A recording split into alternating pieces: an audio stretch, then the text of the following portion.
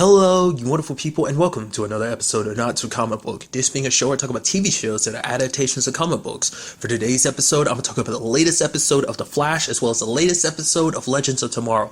Like always, if I'm talking about something that you want to listen to, you can always look in the description down below. I include the timer to start talking about each of the respective shows. So for example, if you want to hear what I say about this week's episode of Flash, you can skip to what I say about this week's episode of Legends of Tomorrow. But the first thing I'm going to talk about is this week's episode of The Flash. A great episode. It's kind of interesting because this episode was very it was like a fun episode to a certain degree. It wasn't too serious. Obviously, it moves like the main plot alone and everything, but it's just kind of like, it's kind of a wacky episode, especially like the previews kind of labeled it as. But obviously, like, it's a little wackiness, a little seriousness, and like story progression. But nevertheless, obviously, this episode deals with a new metahuman. Her name's Becky, but they name her Hazard, which is interesting because like the moment like the Thinker was talking, he's like, yeah, that she's Jinx. I was like, oh, is she supposed to be Jinx? I was like, that's so cool, because my experience with Jinx is only through Teen Titans, and obviously like Teen Titans Go is like on Cartoon Network like all the time, so it's always like running in the background. So but that's the only way I'm really familiar with Jinx. So at first I was like, oh, it's supposed to be Blade Wars, it's gonna be Jinx, but they named her Hazard. So I was like, wait, so is she not Jinx, or is Hazard a connection to Jinx? I don't know. I just thought that was just kind of an interesting thing. I mean, to be fair, she's not very much like Jinx, so I guess it kind of makes sense. Well, there was that metahuman from last season. Her name Magenta. I feel like she's more like Jinx, like in certain avenues, in certain aspects, than like Hazard would be, but nevertheless, that's kind of all beside the point. Essentially, Hazard has the ability to affect luck. Obviously, Harry kind of like science it up. It's like, oh, there's certain things that kind of help correlate things happening, and she affects it. Blah blah blah blah blah. She affects luck. She lived her entire life having extremely bad luck, and it's like sad because they give you a quick rundown of everything.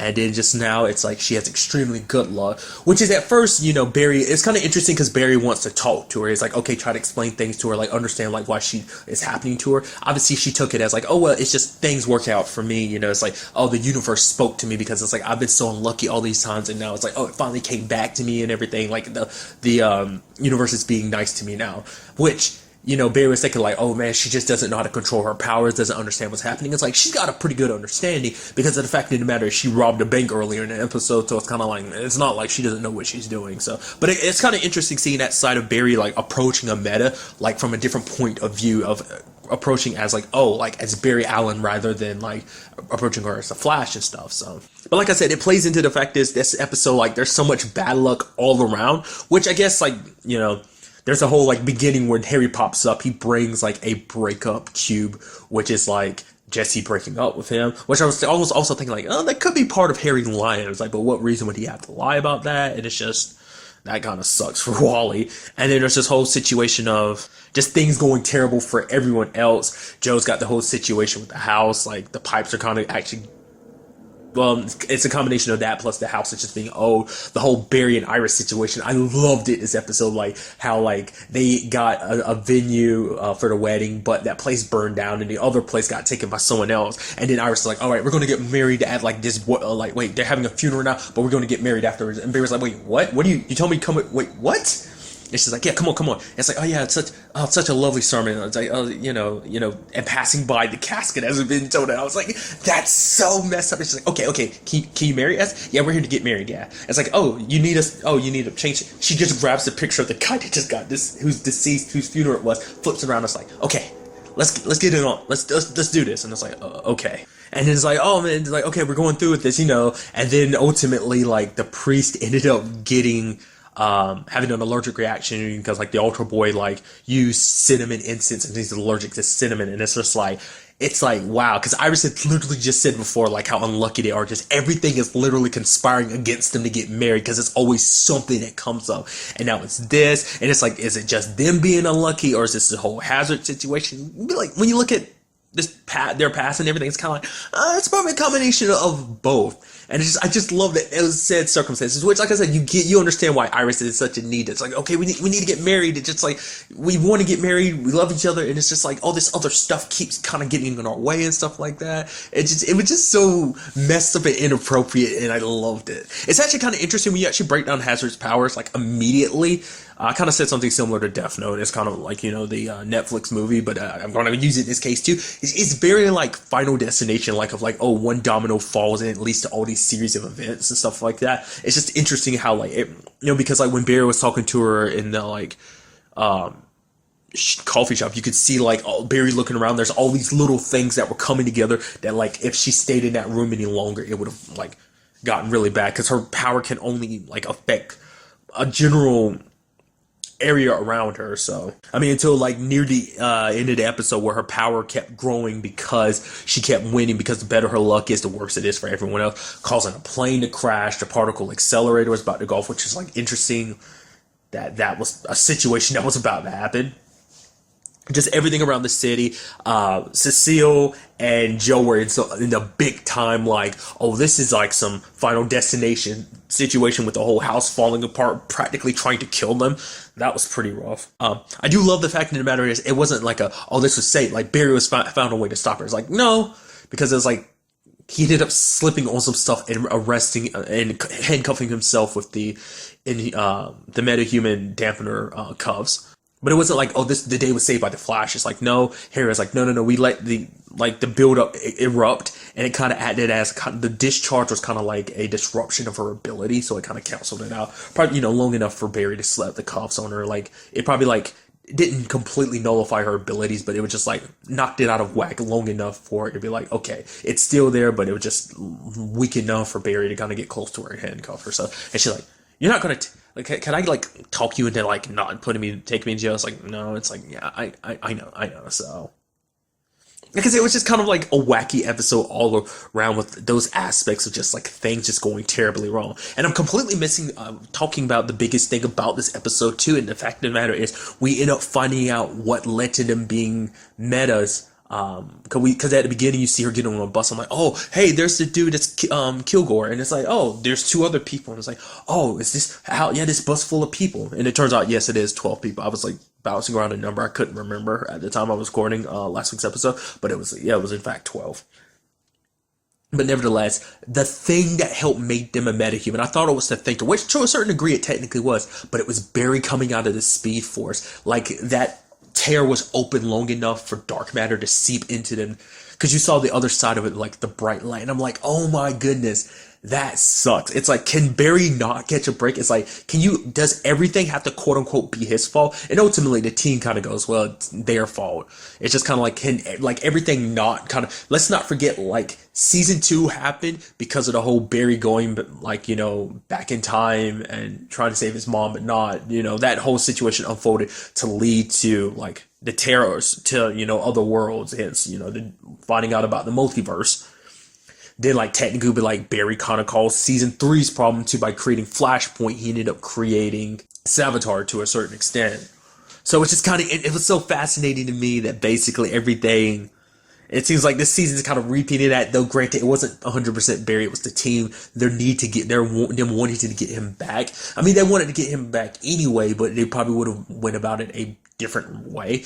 It's something that Harry kind of points out. He's like, okay, it's just kind of, everything seems a little too calculated. Barry's return, and I mean, serious enemy that shows up wanting to return Barry, and now Barry's return ends up creating like 12 new metahumans. It's like, yeah, like this guy, like it shows you just how far in advance the Thinker thought, because he calculated the moment that bus would pass by where, because that's the thing too, like how did he know exactly where Barry would come out to? So it's like that on a whole level showed you just how smart and how far along he thinks about this thing. I mean, we even saw him checking out Becky, like it was like, oh, like examining her like from afar. It's like, oh, let her kind of run amok rather than bringing her into the fold. It's like, no, we'll let her run amok a little bit just because we get a better assessment of her abilities and what she's capable of.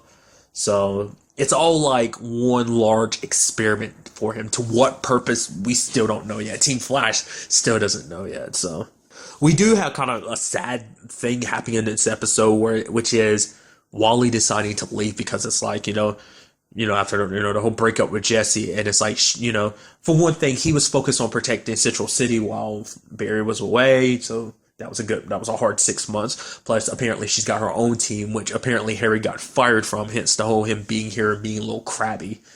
But now it kind of, she wanted to focus more. She had to protect her Earth, and now Wally had to do the same thing. But I think now that, Barry's back, it's like, well, I don't, it's probably kind of a loss of purpose and just kind of like, I need to focus on myself, find out what I can do. So, because, I'm sure one way you could look at it as Wally is like, well, I was only kind of the main hero and everything because Barry was away. But Barry's back now, and it's got to be, the city doesn't necessarily need two Flashes right now, so go off on his own. So, that kind of actually took me by surprise because they were like, yeah, did you guys ever wonder what he's like, you guys didn't even bother asking where I was. I was like, right, you weren't here the entire episode, were you? You were kind of in the background, but that was about it. Yeah, I was like, oh, where were you? And he's just like, he went to visit Jesse, and turns out, like, he kind of got the answer. Well, it made him question, like, okay, so what I want for myself. So now he's kind of going off in his own, promising, obviously, like, they need him, he'll come back, so. I wonder, is that something they decided, or was it like the actor who plays Wally kind of stepping back for a little while, maybe other projects coming up or something? Like, I don't know. Like, obviously you can think on the outside steps of things, but that's a little sad just to see the team kind of decrease a little bit like that. But it does seem like the team, is now aware of this. Well, we know him as the Thinker. But it seems it's really interesting because he's got an eye on them because they, like, Cisco keeping trophies and everything, kept the robot samurai's head, and he's using that as a way to monitor them. So it's actually kind of interesting too when you break that whole. I was just thinking about it. It was something I was going to bring up, but I forgot. Was the whole thing about those people becoming metahumans, like them kind of leading those people to become metahumans, is actually kind of a reflection on Caitlin too, because she became a metahuman. Kind of because of Barry going back and creating Flashpoint, because in this timeline she's a meta, so it's kind of a similar thing, and I wonder if that's going to play a role in this episode. The fact of the matter is, Killer Frost might just play into a part of the Thinker's plan, so I'm quite interested to find out who these other 10 metahumans are. Like I said, I was staying like in the moment, I was like, oh, she's Jade, but it turns out she's Hazard, so, but we'll see where the end day comes about that later on, so. And then obviously there is the other side of things where you had Joe and Cecile, like the whole house being run down thing, and it's like Cecile's like, oh, maybe we should get a new place because it would cost like a crap ton of money to fix the pipes in the house and everything. And it's like, but for Joe, it's like this house represents so much. It's like it's the house that his kids grew up in. It's the place that's been home to them for so long, and it's like there's so many memories tied to it. But Cecile kind of brings up a good point too. It's like, most of the kids are out. Well, the kids, not most, all of the kids are out of the house, so it's like having that much space isn't necessary for them. And also, it's a way of kind of building something for themselves too. So, like, but still, but Barry talked to Joe, and it's like, well, the fact of the matter is, those memories aren't going to change anything, because the fact of the matter is, like, Barry's like, when I first came here, what mattered the most of the fact is that I was surrounded by people who cared and loved for me. So, those memories will never go away as long as you got, cherish them and everything, So it does seem like Joe was like, okay, let's get a new place. But then Cecile changes her mind when she was like, yeah, you kind of changed my mind on how, like, this is a place for your family to grow or something like that. And then she was like, yep, I'm pregnant. I'm like, what? And then Joe's just kind of like, what? And she's like waving her hand. She's like, Joe? And he's just kind of an interesting way to end off the episode. And just Joe being like, because I'm sure in Joe's head it's like, yeah, I'm too old to be a dad, like bringing a new human being into this world. And it's like, but that's the question too. And I guess it kind of actually reflects the whole situation between Alex and Maggie and Supergirl, because it's like the whole conversation of kids is like because let's not forget, because I forgot about, I was like, oh, I was like, aren't things moving fast between you guys? I was like, right, I forgot, we did kind of have a 6-month time skip, didn't we? I kind of forgot about that. And then on top of that, also the time that they were dating during season 3 of The Flash as well, so at the same time, it's like, who am I to tell you, like, when it's too soon or too late with, with a relationship? You go at your own pace, whatever feels right. So, but it's like, has that conversation ever come up between them? Like, he's already got 2 kids of his own, and I almost forgot, like, Cecile has like a teenage daughter of her own. So it's like, did they want more kids? Was that in the cards? Looks like it wasn't in the cards for Joe, because Joe's like, wait, what? Almost like, what? What? So that's very interesting. I'm sure Iris isn't going to be mad or anything, but I don't know, it's quite an age gap, because obviously, like, Iris is in her 20s to have a sibling that young, which it wouldn't be that strange. But still, it's just kind of interesting. I'm curious to see how everyone else feels about it. I'm curious, will Joe even tell anyone, or is it just something he's going to try and process himself? Maybe he'll talk to Barry and Iris about it, but not really anyone else, just trying to figure things out. Like I said, kind of an interesting way to end off the episode. I guess it kind of plays into the whole, like, nature of the episode. Like I said, a little story progression, kind of like a more fun episode, a little sillier. I don't mean that in a bad way either. Just like, it's just like the nature of this episode, just like what the story wanted to tell. So I'm interested about that, but also, like, the fact of the matter is we are having Harry stick around because, I mean, the Flash team always needs a Wells in some shape or form. I guess kind of fill that hole that HR kind of left. But also because, like, Harry needs a place too, because this is also kind of like his second family too. And it's Cisco being like, yo, dude, you have no life. He's like, what? I have colleagues. And it's like, no, like, all you've done most of your life is protect Jessie, and now she's kind of sprouting her own wings. You don't know what to do. So it's like, be here, man. We're also your family and friends too, so we'll kind of help you build your life. Which is kind of interesting because I've talked about that before. It's like, you never really get to see their personal lives, but they do actually have lives. The only one you really get to focus on in his life is Barry, but they hang out. But it's like, outside of work, do you guys actually have friends outside of work? Which I'm assuming you do. Does Iris still have her job working at that newspaper she was working at? Because she hasn't gone to that job so far this season, so I don't know whether she has a new job or not. Is she working with Team Flash full time, or is it just we haven't had a moment to go back to her, like, her reporting job? Because they played a part last season too, if I remember. Did she go to her job last season? I don't actually remember. Because it's one of those things where, like, you so focus on the superhero side of things, you tend to forget about the other side of things. Like I said, the only exceptions being, like, Kara and Oliver, because it plays a big part in their stories. But I feel like I said, out of anyone, I feel like, and it's something interesting that someone recently brought to my attention with certain things. It's just, I was listening to a podcast recently, and it brought it, like, oh, like, most DC superheroes, who they are as their superhero self is the real them, while their normal, like, identities are the mask that they wear, you know?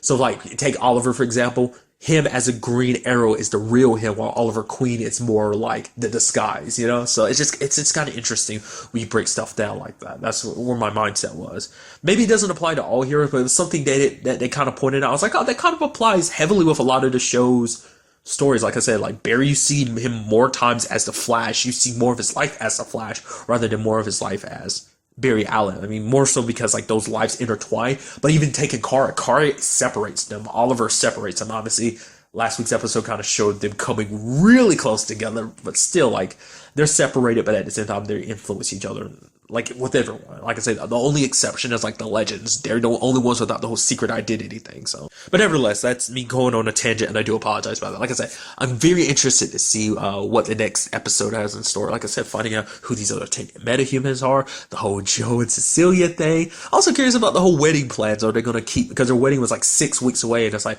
okay, so where do we go from here? Does this mean also get an opportunity to meet the extended, like, West family? Like, what about Barry's family? Like, that conversation has never really come up outside of his mom and dad. Does he have any family outside of them? You know?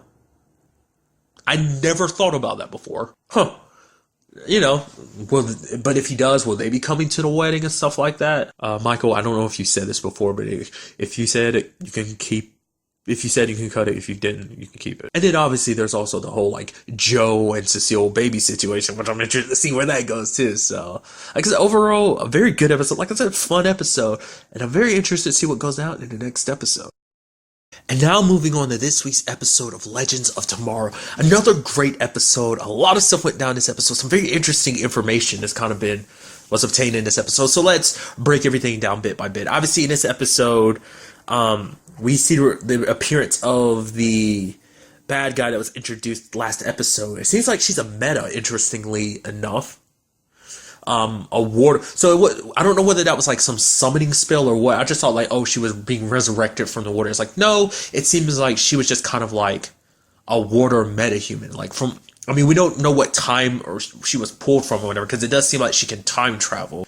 But I don't know, it was just kind of interesting finding out that, like I said, I thought it was like magic. It's like, no, it seems like that's more of the, not the more mystical side, more the science fictional side, but just kind of a balance of what the show kind of, I feel like, is tapping into, you know, because Amaya kind of holds the more mystical side. Most everything else typically falls in the category of like science fiction. But nevertheless, it seems like in 2042, specifically like Seattle, she ends up attacking and going after this woman named Zari, and a lot of things are interesting about this timeline. It's, for one, it's run by Argus, which is kind of interesting that Argus is kind of like risen out of the shadows because they're kind of like a super secret government organization. Because even like the others are kind of like, huh, that's interesting. Like they kind of stopped with the whole cloak and dagger thing and they're just like running things now.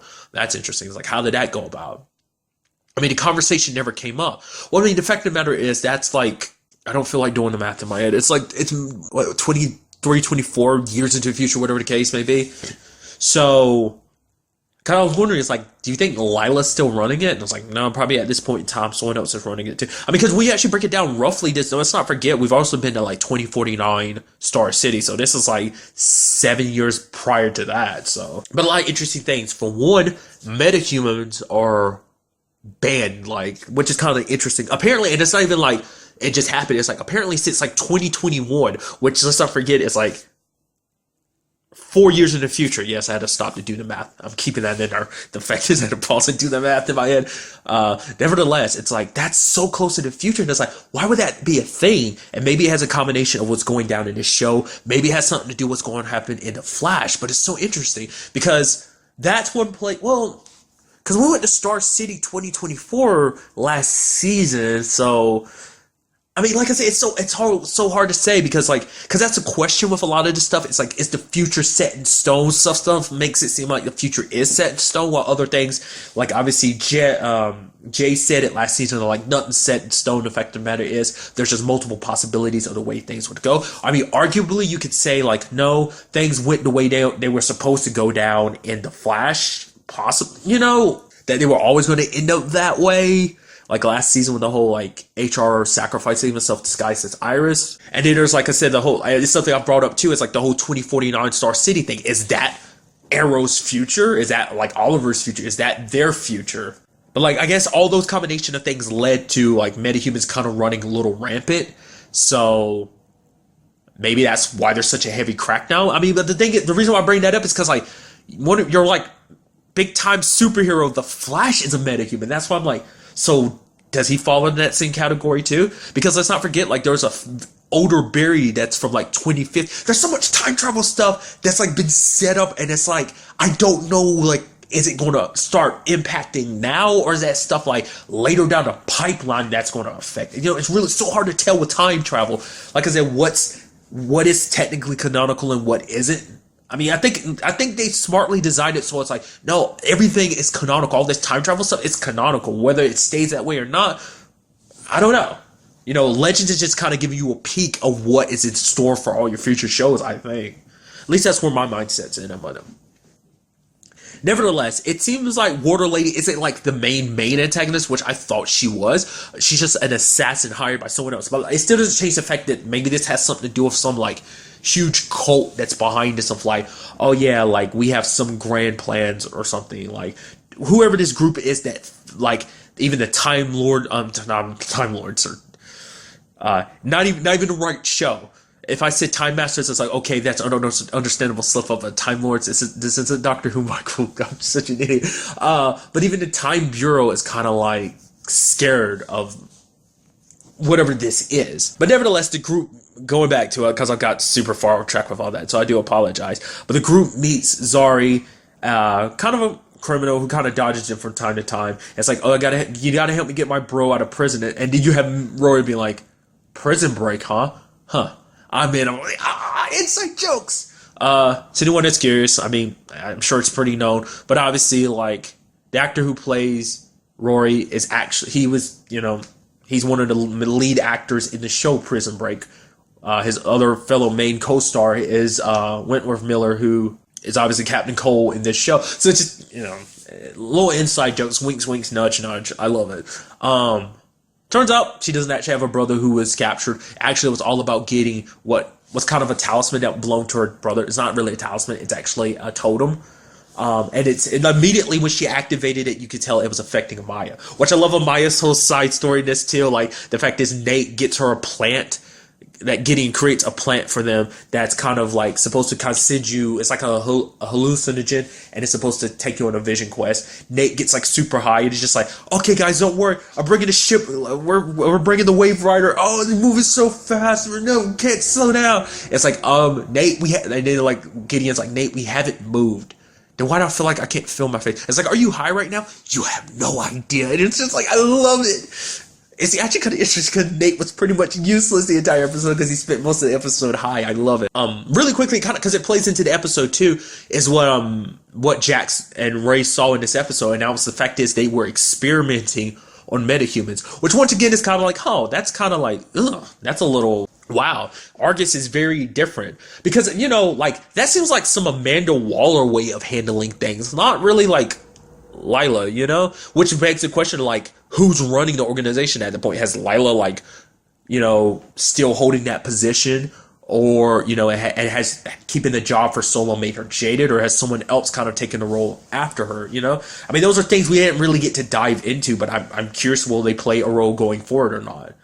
Like I say, it's just a lot of setup for things that kind of like play out to its. I mean, because it's like the end result, but it's like it's also like set up for other things that kind of play along to get to that end result, you know? So, like I said, going back to the whole thing of like, is Legends time travel stuff 100% stuck? It's like, this is the way things are. But even in the show, they've been like, yeah, the timeline's kind of fluid. It takes a while before things solidify. So, but getting back to it, Amaya ends up finding out that from her vision quest, that the reason why her powers have kind of been going crazy is because her power needs to increasing because she needs to be stronger for a great evil that's coming, like, and whatever is coming her way, she needs to be more powerful for it. And it's kind of like, stop trying to control it. You can't control nature, and their power is tapping into nature. So it's like, don't try to control it. Instead, you know, kind of learn to kind of almost like coexist with it, run alongside of it. It's kind of the point. And it seems like her mission now is to protect Zari. Like the way it made it seem like Zari is like maybe some heir to something. I don't know. But it does seem like Amaya does have control over her power. I do appreciate the fact that Stein trying to break things down, being like, oh yeah, like, oh no, I'll help you out. It's fascinating what's happening to you. But it's like, oh, we'll find a scientific explanation. It's like, it's kind of the whole science versus magic thing. It's like, this is magic, this is mysticism. And it's like, no. Mysticism is just science we haven't learned yet. It's like, okay, Stein's just like that. So, but it does seem like Maya is, well, not does it seem, Maya is back, quote unquote, in control, but it's just like, I guess she's more, like I said, running alongside her power. It's interesting because I was like, so it seems like, and it seems, you know, Vixen, well, the amulet Amaya has, seems, you know, it's passed down from family to family. So in Amaya's case, obviously, like present day Vixen Mari, her granddaughter, has that power, obviously, because it's the same totem. But then you have Zari, who has a totem that it seems like it controls the elements, because at first she controls wind. Granted, we haven't seen beyond that what that's all about. So maybe wind is the only thing. Maybe there's other totems like hers that control other elements, or maybe eventually, given enough time, she can control other elements. I mean, I guess it shouldn't be too much of a shot, because I mean, Damien Dark had his own totem that allowed him to do what he did. So I'm just curious to see like what that's all about, like what Zari. It's just kind of interesting. I was like, oh, we got a new person part of the team. I mean, she's part of the team for now because she plays into the story, because the assassin wanted her dead for whatever reason. But then she was kind of like, oh, I hope you get revenge for your family. All you have to do is give me, you know, the totem. But obviously Zari didn't, because like for her, it's like her brother died fighting, you know, against Argus. Like their rules of being banning against metahumans, which is so interesting. Just because they are different and everything. It's kind of interesting because they kind of got labeled in this episode too. Like, I think Raven got labeled as a metahuman. It's kind of interesting how that all works. I mean, I guess because it's just like, they're criminals in a certain sense. So it's like you go missing all this time. It's like you kind of get thrown in that. But it's like, why was Sarah and all of them kind of labeled in that? Like Rory, I get he is a criminal and everything, but why everyone else labeled in this database of being missing in metahumans? It's just, like I said, maybe it's just because they're kind of kick-ass bad, good guys that they just kind of get labeled that way. So I wonder is like even the Flash, Barry on the run after, during this whole situation. Like, like I said, I'd love to kind of get back to that time and find out like what exactly went down. I mean, like I said, it's not like it just started there. It started in 2021. So I almost forgot to talk about the fact of how skilled Assassin Lady is at not just using her powers, which is so brutal what she did to Ray. She like took off his helmet and then she started feeling it like taking her hands and shifting them into water and sending them up his nose and down his throat, trying to drown him. I was like, that's brutal. Side note, I think I meant to bring this up last episode, but the actress who plays her, like the thing she's most recently done, I want to say she was in season 3 of the originals. I forgot her character's name, but she was like one of the head people in that group that served, like, who were under Elijah. They were a part of his sire line. So yeah, it's her, which is, like I said, I always like that, like same networks, different TV shows, like how crossover things happen like that. But nevertheless, but it was also that not only with her metahuman powers that she's skilled, she's also like good at hand-to-hand combat. Like she literally outmatched Sarah, which is like you never see anyone beat Sarah hand-to-hand. Like, and she did it easily too. It's like, that's so mind-boggling, but at the same time, too, was like the final thing she said to Amaya. She's like, I could kill you, but that'd be killing myself. And then she used a stone to kind of time travel, which begs the question, is that supposed to reference her actually being like one of Amaya's descendants or something like that? That's the only way I could see that happening. Not unless it's like,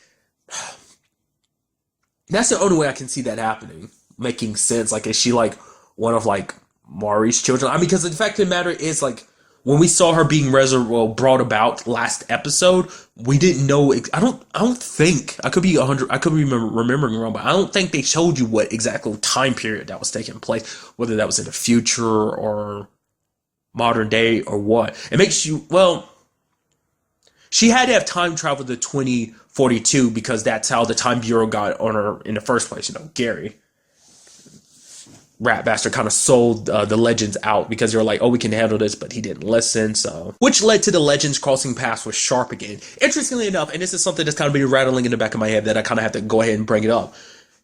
This kind of coincides with the Flash, but Hazard, her name is Becky Sharp, and this is Ava Sharp. So it's like, is that one of her descendants? Because I don't know exactly what time period Rip was in when he started the Time Bureau. Like, he's been working on it for, like, the Time Bureau's existed for 5 years, obviously, but it's like, at what point in time, I would assume with their technology and everything, it's in the distant future, so maybe that's one of her descendants or something? I don't know.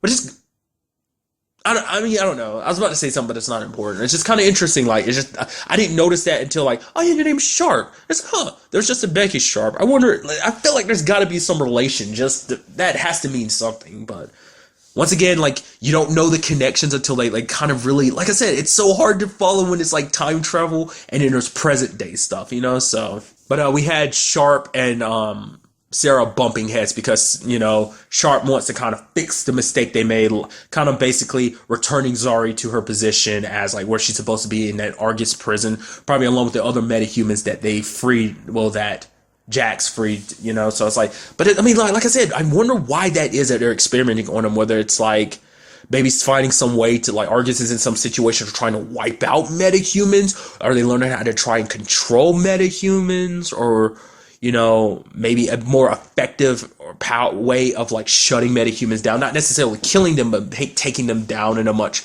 larger and more powerful rate. I don't know. Like I said, we have that world has just been established, but we still don't really know a lot about it. So we do have, interestingly enough, a new addition to the game, and it does mean that Amaya is going to be around for quite a while. I expect Zari and Rory to kind of get along because it seems like he takes the most interest in her, but it's like, oh yeah, you're a criminal. Because she's like, he's like, oh, you can always, stay here or you can do something stupid, like come with us and time travel. She's like, I'm not a superhero, because she's like, oh, you're a group of superheroes that's, time traveling and everything. And he's like, Rory's like, I'm not. Which is interesting because it would be nice to have her part of the team too, because she isn't a hero, because we haven't had anyone fill that other villain spot since Snart back in season 1. So I'm sure for Rory, he'd kind of feel better. Like, even though there are a bunch of misfits, even he's always kind of felt like more of the outcast amongst heroes. So, but then again, it's like once again, everyone has her issues in the group.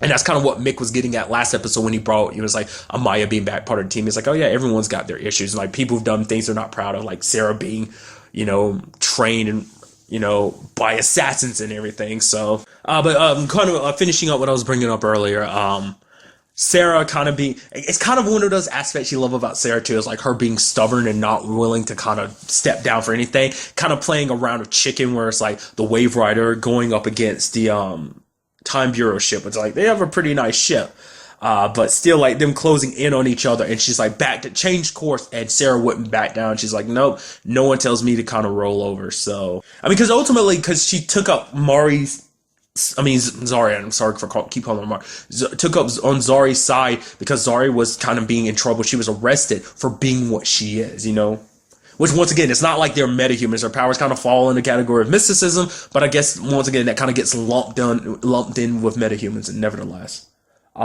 Which she did say that from now on, anytime she crosses paths with Sarah, that she's going to take her and the entire team down. In actuality, kind of send them out into the void outside of, outside of time and space, essentially, kind of leave them stranded there, essentially. Which even Gideon was like, man, she is such a bitch. And it's like, and then Sarah's kind of basically like, I couldn't say it better myself, Gideon. So that's interesting. And then obviously the final thing at the end of the episode, I was wondering, I was like, oh, like the kid that's like running away from the bullets. I was like, is that supposed to be like a young Barry or something like that?